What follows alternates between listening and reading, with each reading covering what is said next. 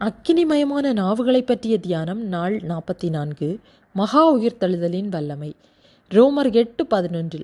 அன்றியும் இயேசுவை மரித்தோரிலிருந்து எழுப்பினவருடைய ஆவி உங்களில் வாசமாயிருந்ததால், கிறிஸ்துவை மரித்தோரிலிருந்து எழுப்பினவர் உங்களில் வாசமாயிருக்கிற தம்முடைய ஆவியினாலே சாவுக்கு ஏதுவான உங்கள் சரீரங்களையும் உயிர்ப்பிப்பார். நீங்கள் எப்போதாவது இந்த தலைப்பை படித்திருந்தால், சில சமயங்களில் கிறிஸ்துவின் உயிர்த்தெழுதல் அவருக்காக குறிப்பிடப்படுவதைக் கண்டு நீங்கள் குழப்பமடைந்திருக்கலாம். அவரது வல்லமையினாலும் தெய்வீகத்தாலும் மரணத்தின் கட்டுகள் அவரை சிறைபிடிக்க முடியவில்லை. ஆனால் அவர் விருப்பத்துடன் தனது உயிரை கொடுத்ததால் அதை மீண்டும் எடுக்கும் வல்லமை அவருக்கு இருந்தது. வேதாகமத்தில் மற்றொரு பகுதியில் பிதாவாகிய தேவனுக்கு உள்ள அதிகாரம் குறிப்பிடப்பட்டுள்ளதை காணலாம். அப்போஸ்தலர் 13:34. அவரை மரித்தோரிலிருந்து எழுப்பினார். பிதாவாகிய கடவுள் அவரை உயர்த்தினார். இதை போன்ற பல பத்திகள் உள்ளன. இருப்பினும் மீண்டும் இயேசு கிறிஸ்து பரிசுத்த ஆவியினால் எழுப்பப்பட்டார் என்று வேதாகமத்தில் குறிப்பிடப்பட்டுள்ளது. அவர் பிதாவால் எழுப்பப்பட்டார், ஏனெனில் பிதா அவரை விடுவிக்க வேண்டும் என்று கூறினார். நீதி திருப்தி அடைந்தது. தேவனுடைய சட்டத்திற்கும் இதற்கும் மேலான திருப்தி தேவைப்படவில்லை. இயேசுவை கல்லறையிலிருந்து விடுவித்த அதிகாரப்பூர்வ செய்தியை தேவன் கொடுத்தார். கிறிஸ்து தனது சொந்த மாட்சிமை மற்றும் வல்லமையால் எழுப்பப்பட்டார், ஏனெனில் அவர் வெளியே வருவதற்கு அவருக்கு உரிமை இருந்தது. மரணத்தின் கட்டுகளால் மேலும் அவரை தடுத்து நிறுத்த முடியவில்லை. இருப்பினும் அவர் 3 நாட்களுக்கு பிறகு பரிசுத்த ஆவியினாலும் சாவுக்கு ஏதுவான சரீரத்தை பெற்றுக்கொண்ட வல்லமையினாலும் எழுப்பப்பட்டார்.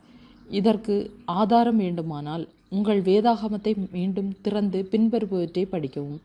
1 பேதுரு 3:18. ஏனெனில் கிறிஸ்துவும் நம்மை தேவனிடத்தில் சேர்க்கும்படி அநீதி உள்ளவர்களுக்கு பதிலாக நீதியுள்ளவராய் பாவங்களின் நிமித்தம் ஒரு தரம் பாடுபட்டார். அவர் மாம்சத்திலே கொலையுண்டு ஆவியிலே உயிர்ப்பிக்கப்பட்டார். கிறிஸ்துவின் உயிர்த்தெழுதல் ஆவியின் வல்லமையின் மூலமாக செய்யப்பட்டது. இது அவரது சர்வ வல்லமைக்கு ஒரு உன்னதமான எடுத்துக்காட்டு. இயேசுவின் கல்லறைக்குள் தேவதூதர்களைப் போல அடியெடுத்து வைத்து அவருடைய உறங்கும் உடலை பார்த்திருக்க முடியுமா? அது மற்ற சடலங்களைப் போல குளிர்ச்சியாக இருப்பதை கண்டிருப்பீர்கள். நீங்கள் கையை உயர்த்தியிருந்தால் அது பக்கவாட்டில் விழும். கண்ணை பார்த்திருந்தால் படித்திருக்கும். மேலும் அங்கு ஒரு மரணத்தின் உந்துதல் இருந்தது. அது வாழ்க்கையை அழித்திருக்க வேண்டும். நீங்கள் அவருடைய கைகளை பார்த்திருந்தாலும் அவற்றில் இருந்து இரத்தம் வடியவில்லை என்பதை நீங்கள் பார்த்திருப்பீர்கள். அவை குளிர்ந்து அசையாமல் இருந்தன. அந்த உடல் வாழ முடியுமா? அது உயிர் பெற முடியுமா? ஆம், அது ஆவியின் வல்லமைக்கு ஒரு எடுத்துக்காட்டு.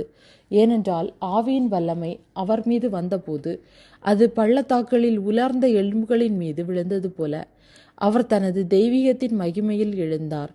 பிரகாசிக்கிற ஒளியினால் அவர் காவலாளிகளை திடுக்கிட செய்ததினால் அவர்கள் தப்பி ஓடினார். அவர் இனி இறப்பதற்காக அல்ல, என்றென்றும் வாழ்வதற்காக எழுந்தார். அவர் ராஜாதி ராஜா, பூமியின் ராஜ்யங்களுக்கு அதிபதி. ஆவியின் மற்றொரு வேலை குறிப்பாக அவருடைய வல்லமையை வெளிப்படுத்தும் போது உயிர்த்தெழுதல்.